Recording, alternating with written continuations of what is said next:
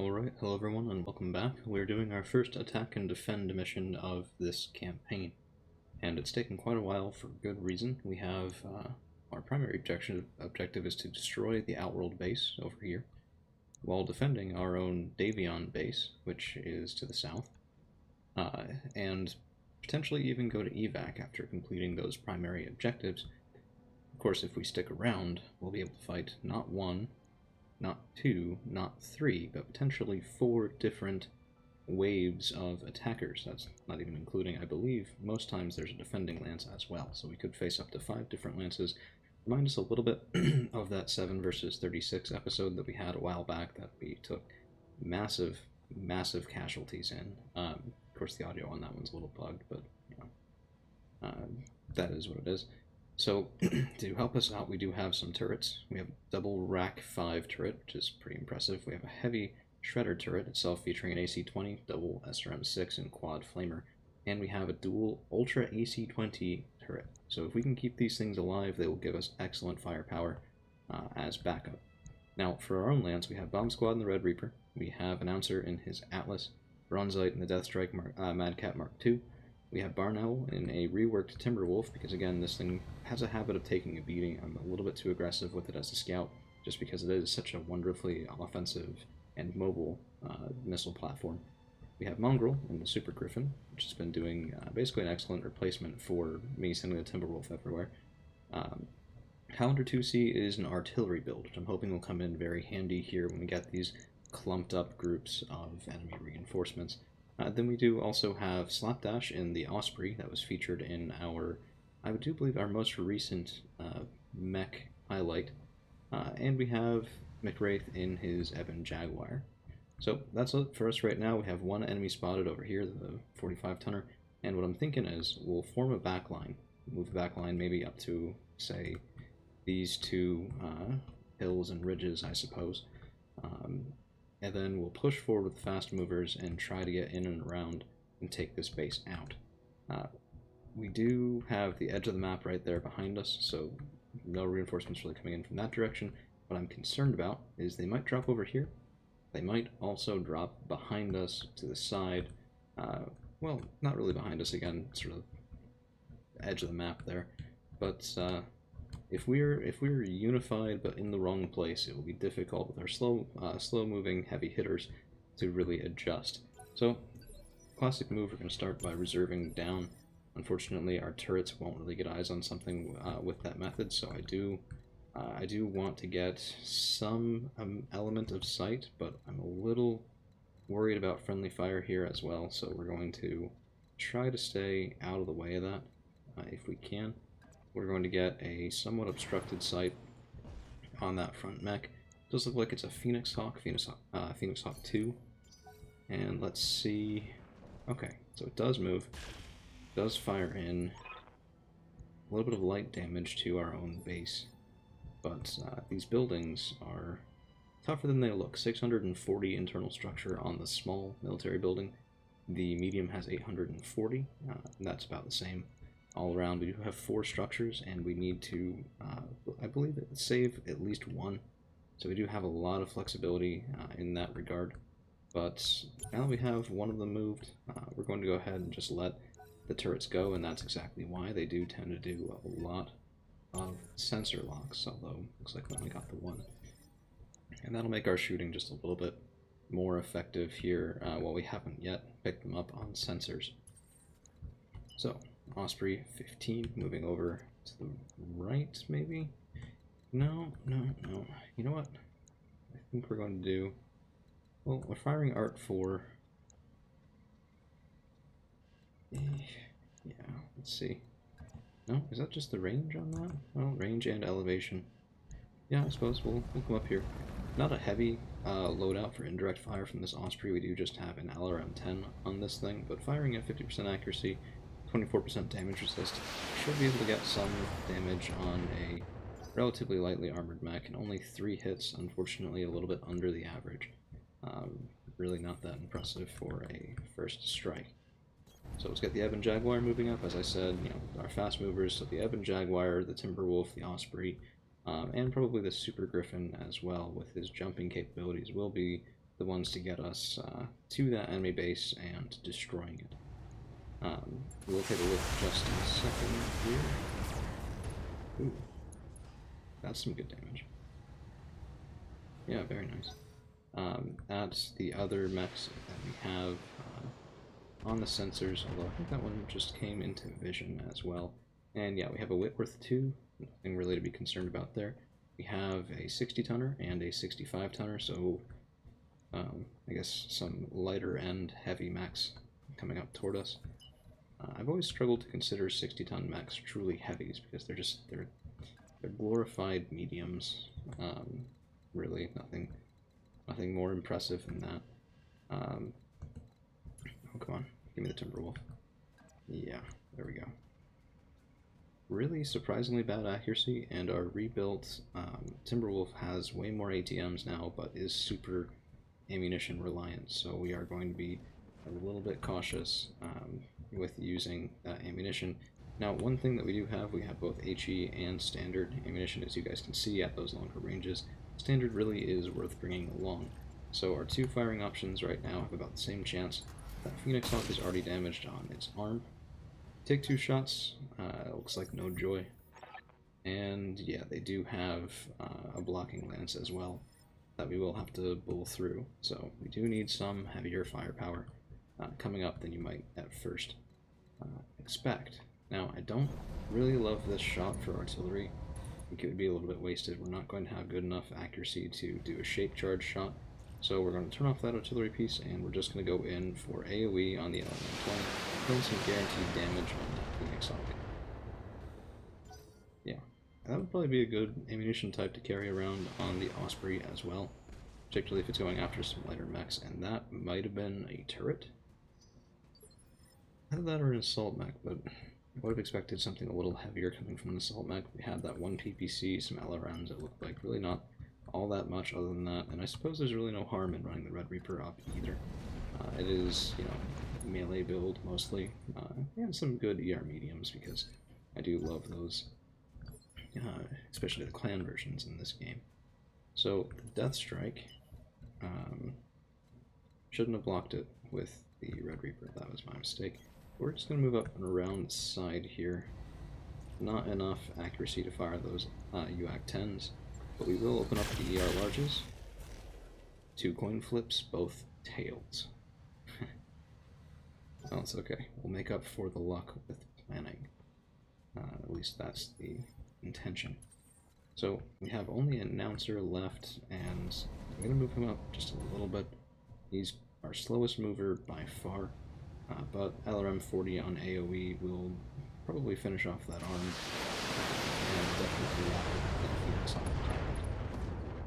Yeah, so the arm is destroyed, actuators destroyed, some of the armament destroyed, although I think just a single laser.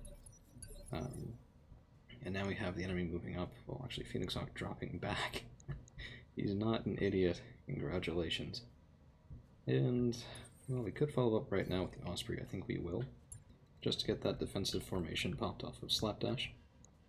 And that's not a bad shot, especially with that Gauss rifle. It would be pretty nice to land that, of course. Yeah, I guess the Phoenix Hawk lost 2 medium lasers, only has the 1 large left. Let's go ahead and take it. I think putting a little bit of pressure on that Whitworth before he has a chance to move wouldn't be the word. Ooh. We have an even better shot on an Ostrock sporting double ER larges. As opposed to the LRM-10 and medium, we're going to take that shot on the Ostrock. I don't think I have piercing. Do I have an FCS Advanced TC in here? No, I don't. Well, that's fine, that's fine. We can fire the full complement without overheating, and we may as well, because the ER mediums don't cost ammunition. We do land the Gauss. Looks like an exposed leg. Yeah, definitely some good damage there to the Ostrock off the bat. This is only, I think it's a 4 or a 4.5 skull mission. I wanted to go a little bit lighter on the skull rating, just in case we get in a little over our heads on the sheer numbers here. But also because it was the only attack and defend that I could find in our near vicinity. So there's a roughneck, and it looks like I was wrong about the source of that fire. It's not actually an assault mech or a turret. That would be the Merlin 60-ton heavy. So we're going to take advantage of our nice rear shot here. Hopefully pour out the Phoenix Hawk. which we don't actually manage. I need to stop saying hopefully core it out before we shoot. It never seems to end well. Surprisingly high amount of structure left, too. Interesting. Wonder if some of the SRM6s, they are streaks. I wonder if they didn't fire. Our accuracy was good, but it wasn't phenomenal. And those streaks don't fire if even a single one misses. Of course, the dedicated missiles to the same hit point is a large portion of how you actually get the kill with those sorts of weapons. So we'll come over here with the Super Griffin and just see if we can give it a little bit of a follow-up. Yeah, none of the streaks firing because, again, hitting a 37% chance 6 times in a row, pretty unlikely, so you're not really going to have your streaks firing that consistently with that sort of chance. So let's move up with the Red Reaper. We're getting a little bit forward here, but you know what? There's a lot of mechs on this side. We have failed our Phoenix Hawk Alpha Strike. Let's just give them some support. That way we try a little harder not to get in over our heads. Lots of laser fire coming in. I was hoping if we missed that we'd hit, you know, the other mech standing right in the way, but instead we definitely didn't. So a little bit frustrating there, and the Highlander now would actually have a decent shot with the artillery if I hadn't put my own mechs right next to him. So not exactly ideal. What we could do, yeah, let's try this. So we can move the Highlander up just a little bit. Not very good evasion on there, but we do have nearly 40% damage mitigation. And we're going to try something a little risky. For one, we're going to shoot with the ER, follow the leader. Or, no, follow the leader, not ER. LRM-20 ammunition. If we hit something here on that rear arc, that's a dead mech. We're also going to go in for the shape charge shot on indirect fire. If either one of these hits, then that's probably a dead mech. So we did. Yeah. Okay, so we landed the Long Tom directly in the back of the Phoenix Hawk, and that killed it instantly, 160 some damage to that rear CT that only had about 60 armor left. So, let's see, the wheel up there is spinning, and it's probably the mech in the back. Yeah, looks like there is another Phoenix Hawk that was just taking its sweet time thinking. And this is going okay for us, but we will have some trouble if these lighter mechs can get around to our rear arcs here in the next turn or two, because it doesn't have to punch all that hard if it's punching through only half as much armor as usual. So I think what we'll do... Oh, I really want to do that, but... Oh, I don't know. Yeah, okay, this is what we're going to do. We're going to bring the Timberwolf over to try and take out that Whitworth, and doing so will pretty much secure our right flank here decently well, and we can run around with the Ostrach and definitely get some good damage in. So we're going to Battlelord for the accuracy. Go in with those standards that I care a little bit less about. They don't deal quite as good damage, but at this range they have a bit better accuracy. Battlelord again, pushing up our accuracy, hopefully enough that 30 ATM 6s can get some good work done. We don't even necessarily need to get him here, but unbalancing him would get us enough, and we don't get that either. Still 4 evasion pips on that mech. We have slowed him down. Well, no, he's moving down 5. Looks like just because of his own reserve. PPC shot lands in, well, missed shot with accidental damage on our Super Griffin. And the Roughneck has been sensor locked, which makes him a very nice tempting target for our Atlas. Popping the Battlelord with that improved heavy Gauss rifle that's been around for ages would probably get us pretty far as to, well, really putting hurt on that Roughneck. And I don't want him in close combat either, because I don't know if you could see that pilot tag right there, but he was sporting the Gladiator pilot tag, which probably means that he has a predisposition to getting in close and punching me, literally punching me, far harder than I would enjoy. So we're going to come around here. Unfortunately, it is on sprint, so our accuracy is going to be pretty awful. But let's give it a shot. Firing with the Art 4 at least gives that a decent accuracy, and this is a coin flip on the improved heavy Gauss. Let's see what we can do. And it misses. So we failed all of our coin flips so far, which, yeah, was pretty satisfying, I have to say. Okay, can we get good follow-up? Yeah, actually, we can get pretty excellent follow-up. Can we get even better? No. So, because of the distance, I think. We actually get better follow-up on the sprint with the Bronzite Death Strike. We'll turn on the Ultra AC-10s. I know we will have a Precision Strike next turn. Actually, oh yeah, we will. Gain 32, just enough. But 74.6% chance is good enough, considering that we really need to start dishing out here soon, or we'll not be able to prevent ourselves from accumulating more than I would like.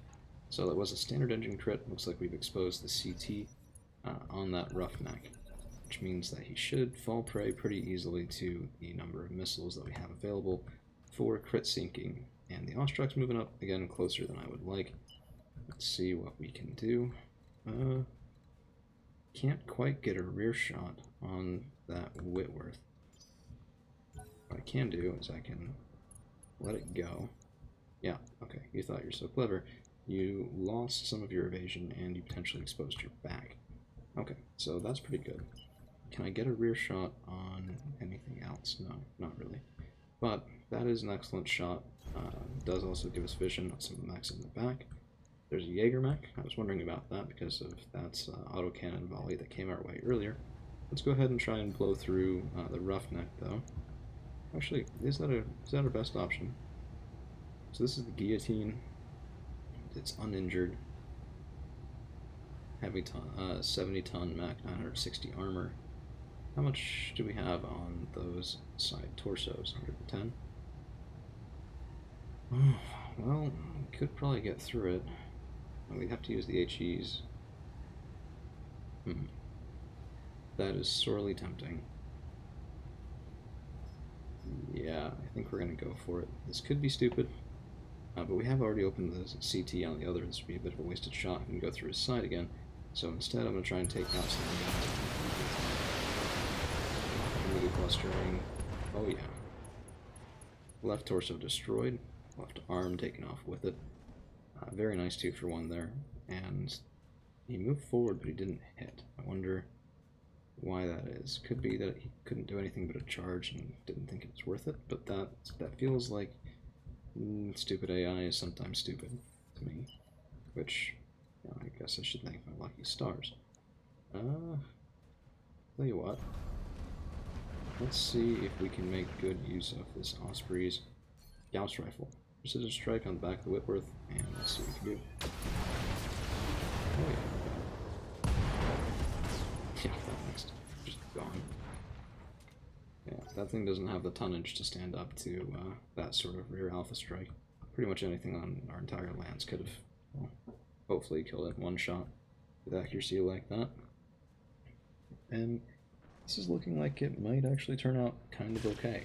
I'm hoping for good salvage. I mean, I know we're fighting the Outworlds Alliance, but they have some decent, I think anyway, faction exclusive mechs be pretty nice to pick up.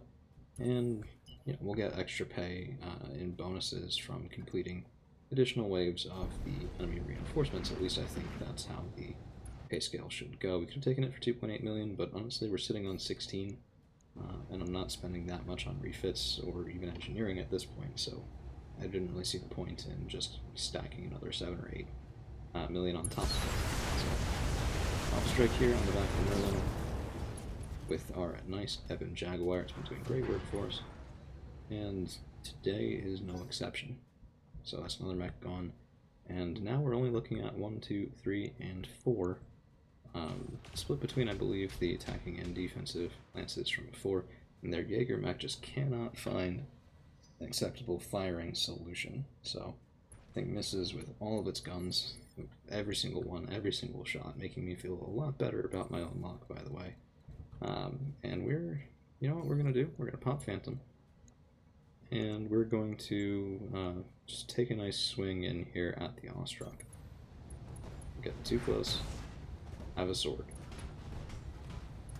There is a slight bug, by the way. This appears to be going on for a little while now, where that second melee hit off of Juggernaut will deal the full 75, as opposed to, you know, actually respecting the max damage mitigation.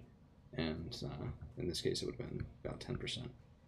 Damage mitigation should have happened. Saw it happen on the first hit, but just for some reason, that second hit seems to ignore it, which is a little weird. So we have Super Griffin. We also have the Highlander. Now, the Highlander this is the time where an artillery barrage actually seems like a good idea. So we're going to respect the fact that they both have damage mitigation. We're going to turn off the LRM 20. Actually, let's see what my accuracy is. Oh yeah, that is gorgeous. So we're going to try and land them both right on this guy. We'll also hit the Phoenix Hawk. Actually, you know what? Let's go for the Phoenix Hawk, just because he is pristine. Well, not the Phoenix Hawk, the Jaeger mech. Yeah. This will take a lot of guns off the field if we can manage it. Let's see if we can go right through his core. Oh, yeah. Unfortunately, with those FTL missiles, 80-some% chance to hit, we completely missed, which means every single one of them completely missed. Now, the front section of the Jaeger mech is opened up. It's interesting, we shouldn't have done any damage to anyone around him, but it seems we did. I thought I had shape charge on. I might not have, I guess, but I would have sworn to you that I did. I still had it on from the previous turn, I thought. Anyway, so let's go ahead and take the jump right here with Super Griffin. Nothing fancy, but I do want that Roughneck dead. A little bit of a waste, but I wouldn't feel like standing in the same place. And there it's down. So we didn't end up actually exploiting that opened CT from the front, but yeah, it's one of those things that you don't get quite sure of until you try. And wow, that was probably the I wanted to say the heavy shredder turret, but that looking at a different loadout. So something opening up there and dealing absolutely incredible damage to that Ostrock, just probably meaning that I don't have to on the next turn. Super Griffin, that looks like a rear shot, but it's actually a side shot because that Super Griffin was showing off the amazing magnitude of its torso twisting capabilities.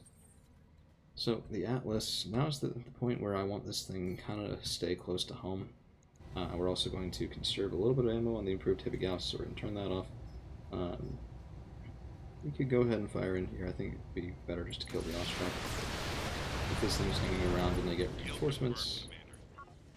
Ooh, nice. Our first secondary is complete, so we will get bonus pay for that completion. And let's see what we can do. Pretty bad shots up here, to be honest. I was expecting a little better. I guess, well, not even that many evasion pips. We can go into the guillotine, so let's go ahead and give that a shot. May as well use precise strike here. And give me full bore. Oh yeah, very nice. Very, very nice. That is a dead mech. This mech of ours, the Madcap Mark II Death Strike, is living up to its name. That's been pretty much since we got it in the record. I was most worried about the performance of the Osprey, and this is still basically its combat trial. It's not necessarily the loadout that I would have put on it myself, but I wanted to respect the original loadout of that Osprey 15. So basically most of what we did constitutes a tech upgrade. Switching out non-clan stuff for clan stuff, lighter, generally higher performing, although the clan Gauss rifle is an interesting thing. It deals less damage, 5 points less damage than the Inner Sphere version, which I think is mostly there for balancing reasons. If it hit that much harder as well, it would verge on just straight up too good. I mean, it runs a little hotter, but it's so much lighter that if it still was able to pound in, say, 75 damage, there would be literally no case where you wouldn't want to bring it. You can argue that's already there, or there's probably no case you wouldn't want the clan version, but I think there are some, particularly in mechs that run hot. So let's say, for example, you wanted to bring more firepower in something where you have rack 5s. If you were watching earlier in this campaign when we had them on that on our own mech here, double rack 5s on a Stone Rhino, that thing ran so hot it basically it was an unviable mech design. It really just couldn't get the job done because it would die so fast from its own heat. Ammunition explosions are no joke. Well, I mean, there were other problems, I will admit. Stone Rhino chassis has very light armor on its shoulders, which, well, its torsos, I guess. Side torsos. And even on its arms, so what I was finding a lot of times was it didn't take all that much fire, particularly for how slow that thing moved, how therefore low its evasion would be, for it to start losing weapons, start losing entire sides. And it's not the end of the world since you have a self-engine did, but you'll lose a lot of components, you'll have a lot of expensive refits. Really just, it sort of emphasized to me that we needed to move faster than we were. So the Timberwolf, I don't really want to use those ATMs to kill our buildings up here, but we have killed all of the combatants, all the enemy combatants on the entire field. So, well, what do we do now? The first reinforcement wave will arrive in 4 turns, which gives us 4 turns, in my opinion, to pretty much completely wipe out that base. Although I think we have to be careful. If we kill the entire base and there are no enemies on the field, I think it will end the mission. So let's keep the Atlas steady, let's move up the Timberwolf, but we're going to be only opening fire with those medium lasers. And let's go ahead and give that a shot. We'll need to remember to turn those back on when the time comes. Of course, apparently we can't hit the broadside of the barn more than once, and in one hit against a literal stationary structure. Not your finest day over there, Barnell, but, you know, I guess I can't be too mad. But we are largest, 1 and 2, and these guys, these buildings just have been beefed up so much over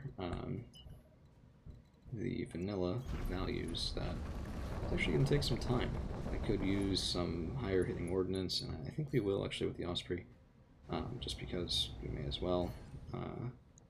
I will actually go in for precision strike there, just to push our medium laser and accuracy up a little bit higher. Yeah, that's some good damage. I mean, we're starting to get through it. We might not be able to bore through all of that in just 3 rounds, though. Oop. Enemy lands moving toward the day beyond base. That's my notification of enemy reinforcements. Which is a little terrifying because I just put the Ospreys back right to it. Now, we have 7 evasion pips. No, we have 5. Yeah, that's not what I wanted to see. Let's hop right up here to the top and turn off our streaks. We're not using the ammunition on this. Going quad moves. Yeah, I mean, it's a good shotgun shell of damage there. I mean, the Red Reaper is actually our best consistent, well, with good accuracy anyway, damage output on this guy because of just the sheer number of non-ammo consuming guns. And that building is still holding on. Truly impressive. But I think not impressive enough, because what we're going to do is we're going to apologize heartily to our Super Griffin. We'll probably, we were on HE, probably take a little bit of friendly fire from this. We're going to go in for that medium, medium building back there. Avoid the precision strike. I want to use it against the reinforcing lance, but here we go. What the? How much can you miss? Why? 24 left, because we missed. Good job. So let's come up here. We are going to have to turn around. Timberwolf should actually be in a decent flanking position for those incoming enemy reinforcements to quickly regret their decisions. And that is finally 1 building down.